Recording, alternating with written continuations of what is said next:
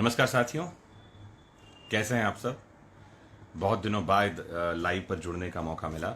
जैसा कि मैंने कल आपसे प्रॉमिस किया था, आज मैं बात करूंगा मध्य प्रदेश लोक सेवा आयोग द्वारा आयोजित की जाने वाली जो सिविल सेवा परीक्षा है, जिसे एमपीपीएससी परीक्षा के नाम से आमतौर पर लोग जानते हैं। इस सिविल सेवा एग्जामिनेशन को लेकर के हाईकोर्ट ने अपनी कमेंट की है। हाईकोर्ट ने डिसीजन पास किया है और रोक लगा दी है आगे की परीक्षाओं पर।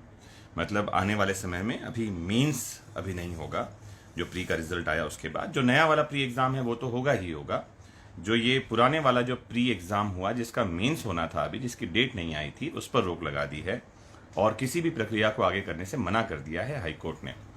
तो ये मैटर क्या है पूरा, इसको मैं आज समझाने वाला हूं और हम समझने वाले हैं। आप जुड़ते रहिए इस प्लेटफॉर्म में और अपनी बात, अपने कमेंट साझा करते रहिए। मैं अपनी बात 10 मिनट में रख दूं, फिर आपसे जुड़ूंगा, आपके प्रश्न और आपके कमेंट भी पढ़ूंगा और आपसे सीधे संवाद भी होगा। तो पहली बात तो ये है कि दो तरह की परेशानियां थी। पहली परेशानी तो ये कि आरक्षण जो है या रिजर्वेशन जो है वो दो तरह से आप इसे समझिए। आप मुझे साफ सुन पा रहे हैं और मेरी आवाज़ आप तक पहुंच रही है और आप मुझे देख पा रहे हैं, तो ज़रूर मुझे कमेंट बॉक्स में बताइए कि आप मुझे ठीक ठीक सुन पा रहे हैं। मैं अपनी बात जारी रखूंगा। तो सबसे पहली बात तो यह है कि आरक्षण जो है, रिजर्वेशन दो तरह से है। एक होता है हॉरिजॉन्टल और एक होता है वर्टिकल। हॉरिजॉन्टल, अभी बहुत सारे लोगों को यह भी कंफ्यूजन है कि फॉर्म ईडब्ल्यूएस में भरें या फिर यूआर में भरें। जो अनरिजर्व कैटेगरी के स्टूडेंट्स हैं उनको बड़ा कंफ्यूजन है कि हमको ईडब्ल्यूएस में फॉर्म भरना चाहिए, यूआर में, अनरिजर्व में। मैं उस पर भी आज बात करूंगा, तो ध्यान से सुनते रहिएगा, तो आपको स्पष्टीकरण मिल जाएगा, फिर अलग से पूछने और मिलने की जरूरत नहीं पड़ेगी। तो कहानी है कि दो तरह से रिजर्वेशन होता है, एक होता है हॉरिजॉन्टल और एक होता है वर्टिकल। पहले तो आप इसे समझिए। हॉरिजॉन्टल रिजर्वेशन क्या होता है कि जब कभी किसी ने किसी कैटेगरी में एग्जाम के लिए फॉर्म भरा, गवर्नमेंट एग्जाम के लिए, तो उसको उस कैटेगरी में ही सीट मिलेगी। ये वाली बात जो है, ये वाला जो कॉन्सेप्ट है, ये होता है हॉरिजॉन्टल। इसे कहते हैं क्षैतिज आरक्षण। जैसे मान लेते हैं कि एससी के कैंडिडेट्स ने फॉर्म भरा और एससी के लिए 16% सीट जो है वो रिजर्व्ड है, 16%। तो जितने भी लोगों ने फॉर्म भरा उनको 16% सीट ही मिलेगा, इसके बाहर सीट नहीं मिलेगा। या एसटी के लिए 20% की सीट रिजर्व्ड है, तो जो लोगों ने एसटी से फॉर्म भरा उनको वो 20% सीट ही मिलेंगे, उनके बाहर उनको सीट नहीं मिलेगी। या जो ईडब्ल्यूएस से फॉर्म भर रहे हैं जितने भी लोग, उनको सिर्फ 10% रिजर्वेशन मिलेगा। तो ये जो है इसे कहा जाता है हॉरिजॉन्टल रिजर्वेशन, या इसे कहते हैं हम क्षैतिज आरक्षण। अब बहुत सारे हाईकोर्ट्स का मानना है कि ऐसा ही होना चाहिए, मतलब क्षैतिज आरक्षण होना चाहिए, ताकि अनरिजर्व कैटेगरी के लोगों को भी बेनिफिट मिले, उनको 40% में फाइट करने का उनको मौका मिले। लेकिन बहुत सारे हाईकोर्ट्स का यह भी मानना है कि हॉरिजॉन्टल रिजर्वेशन जो है ये सही नहीं है, रिजर्वेशन वर्टिकल होना चाहिए। वर्टिकल का मतलब ऊर्ध्वाधर, मतलब ये कि जैसे कोई स्टूडेंट एग्जाम का फॉर्म भरता है, फॉर्म भरा किसी ने, अगर वो एसटी कैटेगरी से है और मार्क्स ज्यादा ले आता है तो उसको अनरिजर्व की सीट मिले, उसको एसटी की सीट ना मिले। एसटी की सीट किनको मिले? वो जो कट ऑफ से कम मार्क्स या एसटी में जो कट ऑफ मार्क्स है वो लेकर आए हैं। अगर किसी ने ओबीसी या किसी ने यूआर में, सॉरी नॉट फॉर ओबीसी, किसी ने यूआर में फाइट कर लिया है, ज्यादा मार्क्स ले आया, तो उसको यूआर की सीट मिले। इस बात को लेकर के हाईकोर्ट्स आपस में डिवाइडेड रहे लगातार। एमपीपीएससी जो है पहले ये मानती रही कि एससी, एसटी और ओबीसी जिस कैटेगरी में जो फॉर्म भरेगा उसको उसी कैटेगरी में सिलेक्शन मिलेगा। तो एमपीपीएससी लगातार ये मानती रही और रिजल्ट ऐसे ही डिक्लेयर करती रही। लेकिन अभी हाल ही में 8-10 दिन पहले ही सुप्रीम कोर्ट का एक जजमेंट आया है। यूपी का एक मामला था, उसमें मैंने बहुत डिटेल लेक्चर बनाकर यूट्यूब पर अपलोड किया है, आप उसे देखिएगा जरूर। उसमें सुप्रीम कोर्ट ने कहा यूआर कैटेगरी का मतलब होता है अनरिजर्व्ड, और अनरिजर्व्ड का मतलब है कि जिसमें कोई भी, जी हां कोई भी, किसी भी जाति, रंग, समुदाय, लिंग, वंश, भाषा का व्यक्ति आकर के फाइट कर सकता है। आप किसी भी कैटेगरी से हैं, अगर आप ज्यादा मार्क्स लेकर आए हैं तो आप जो है एग्जाम जो है दे सकेंगे और एग्जाम के बाद आपका सिलेक्शन यूआर में हो सकेगा, अनरिजर्व्ड में हो सकेगा। ये बात सुप्रीम कोर्ट ने स्पष्ट कर दी है। और हाई कोर्ट ने जो रोक लगाई है, हाई कोर्ट ने इस बात पर रोक लगाई कि पहली बात तो ये है कि कोर्ट ने कहा कि मैं रीड कर दूं कोर्ट का जो जजमेंट है। जस्टिस शुक्ला और नए जो चीफ जस्टिस आए हैं मध्य प्रदेश के मोहम्मद रफीक साहब, इनकी डिवीजन बेंच थी जिसने जजमेंट दिया और उन्होंने कहा कि आरक्षण अधिनियम जो है 1994 का, इसका सेक्शन 4 सबसेक्शन 4 जो है, इसकी संवैधानिकता सहित जो है संशोधित परीक्षा परिणाम नियम 2015 और राज्य सेवा परीक्षा 2019 की प्रारंभिक परीक्षा के 21 दिसंबर 2020 को घोषित परिणाम की संवैधानिकता को चुनौती देने वाली याचिकाओं को सुना। कोर्ट ने दो बातें कही। पहला तो 113% आरक्षण कैसे हो गया भैया? कोर्ट का पूछना था 40% तो सामान्य की सीट है, 27% जो है रिजल्ट 113% कैसे आया? 40% सामान्य की सीट है, 27% ओबीसी को आरक्षण दे दिया, 16% सीट जो है आपने एससी को दे दी, 20% सीट एसटी को दे दी और 10% आपने ईडब्ल्यूएस को दे दिया।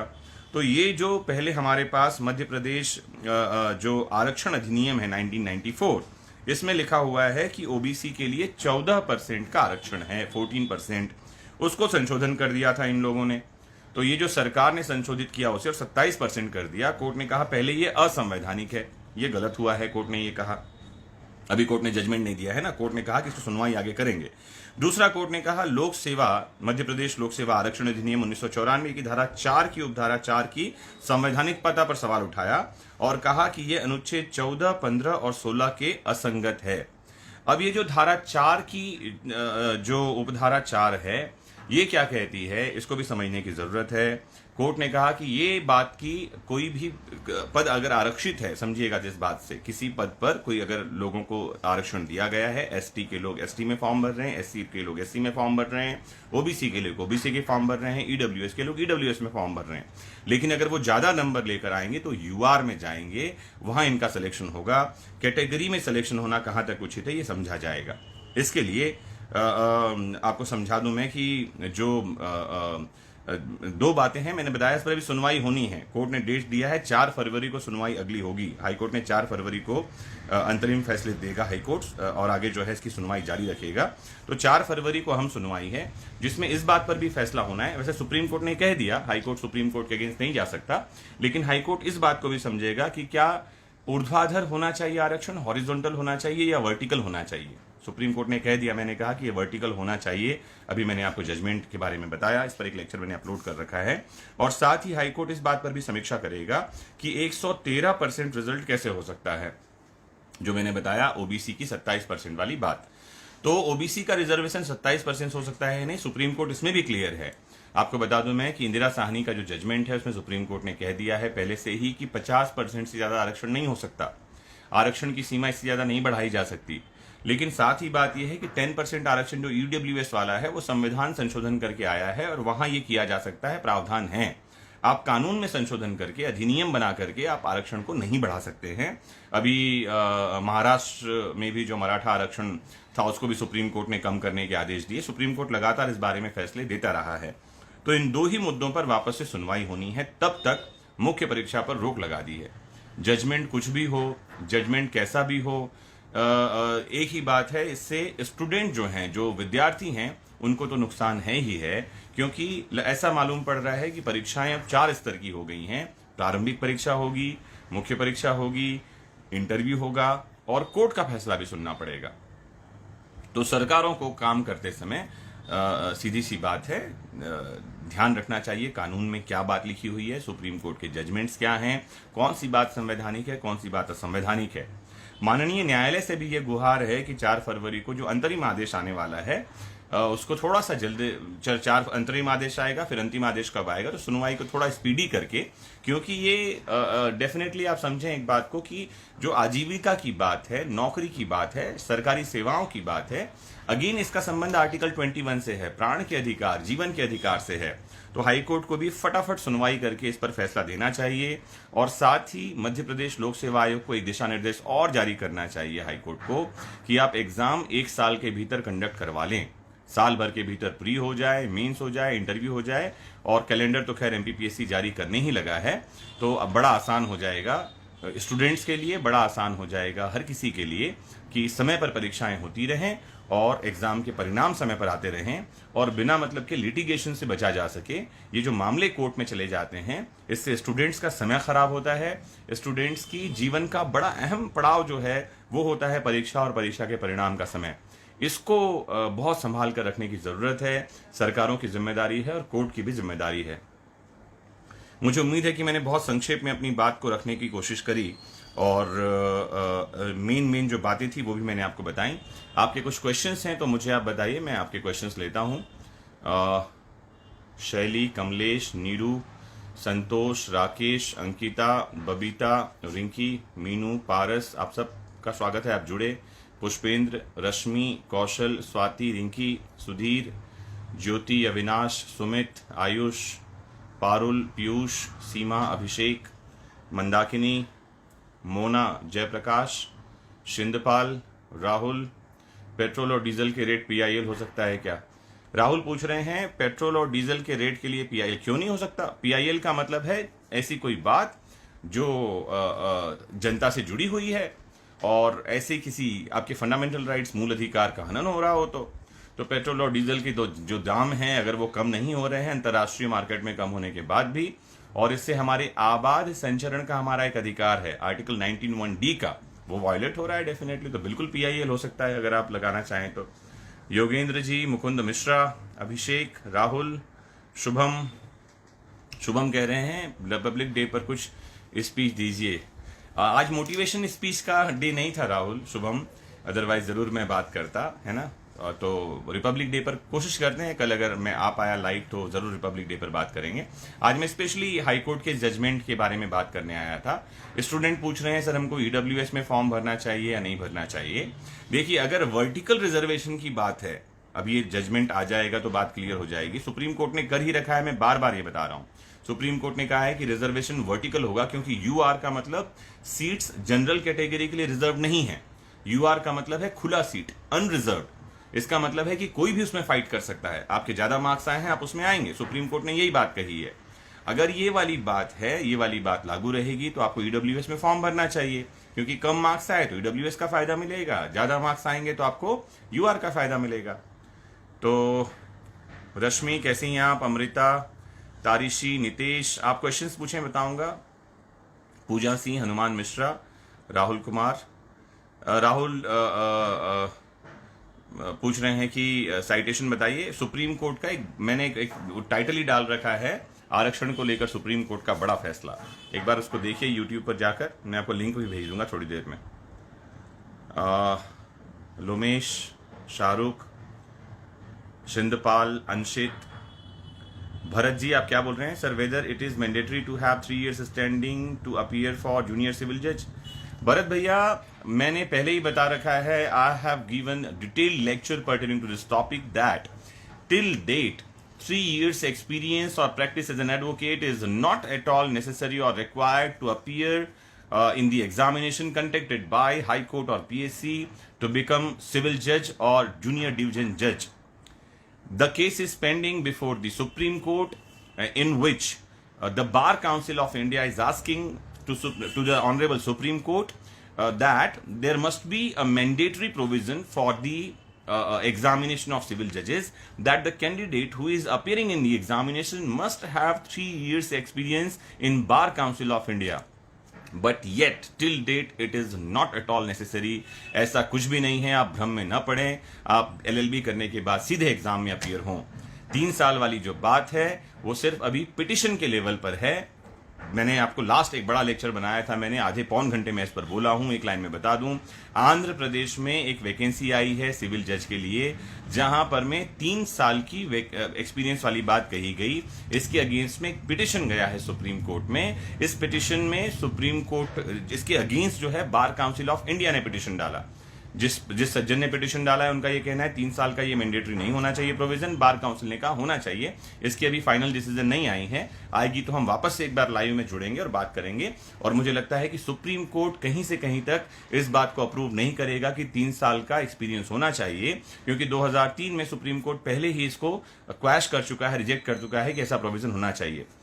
शेट्टी कमीशन बनाया गया था 1999 में इस बात के लिए कि क्या ये एक्सपीरियंस होना चाहिए या नहीं। शेट्टी कमीशन ने कहा है कि नहीं होना चाहिए, और हमारा भी ये मानना है कि नहीं होना चाहिए। किरण कह रहे हैं LLB 2011 में, अभी मैं MBA कर रहा हूं। Sir please tell me. Garima Sharma, आप क्या पूछ रही हैं? सुषमा कैसे हैं आप? मोहम्मद सलाम। एलएलएम प्रोग्राम, अब एलएलएम प्रोग्राम 2 साल का हो जाएगा। अगर अभी तक आप एलएलबी के बाद 1 साल वाला एलएलएम कर रहे हैं बहुत बढ़िया, अदरवाइज बहुत जल्दी होने वाला है। आयुष की पूछ रहे हैं आप फंडामेंटल राइट्स, नहीं कभी बात करेंगे फंडामेंटल राइट्स पर। अविनाश कैसे हैं आप? मैं बस 1-2 कमेंट और पढ़ दूं, बस मेरी बात मैंने रख दी है। कुछ आप और पूछना चाहें तो पूछें। हाय हेलो आप कर रहे हैं, आपको बहुत बहुत धन्यवाद, आपकी सभी तारीफों के लिए धन्यवाद। कुछ आप क्वेश्चंस पूछना है तो पूछें। हरियाणा जुडिशरी पर हम बात करेंगे, ज़रूर बात करेंगे। रिजल्ट रिवाइज हो सकता है? जी हाँ, रिजल्ट रिवाइज हो सकता है। रोहित सेन पूछ रहे हैं, ये बड़ा रिलेवेंट क्वेश्चन रोहित सेन ने पूछा। तो अगर रिजल्ट रिवाइज होता है रोहित, तो बता दूं कई सारे जो यूआर कैटेगरी के स्टूडेंट्स हैं वो बाहर हो जाएंगे, और कई जो रिजर्व कैटेगरी के कैंडिडेट्स हैं वो अंदर हो जाएंगे, क्योंकि एससी एसटी और ओबीसी के कैंडिडेट्स जिनके मार्क्स ज़्यादा हैं और जिनको उनकी कैटेगरी में सिलेक्शन दिया है उनको यूआर में सीट मिलेगी, ध्यान रखिए। और जो कट ऑफ से कम वाले अंदर वाले हैं उनको वो सीट मिलेगी। तो रिजल्ट रिवाइज हो सकता है, डेफिनेटली हो सकता है। यूपीएससी में ईडब्ल्यूएस से फॉर्म भर सकते हैं क्या? अगर आप कैटेगरी में आते हैं तो क्यों नहीं भर सकते?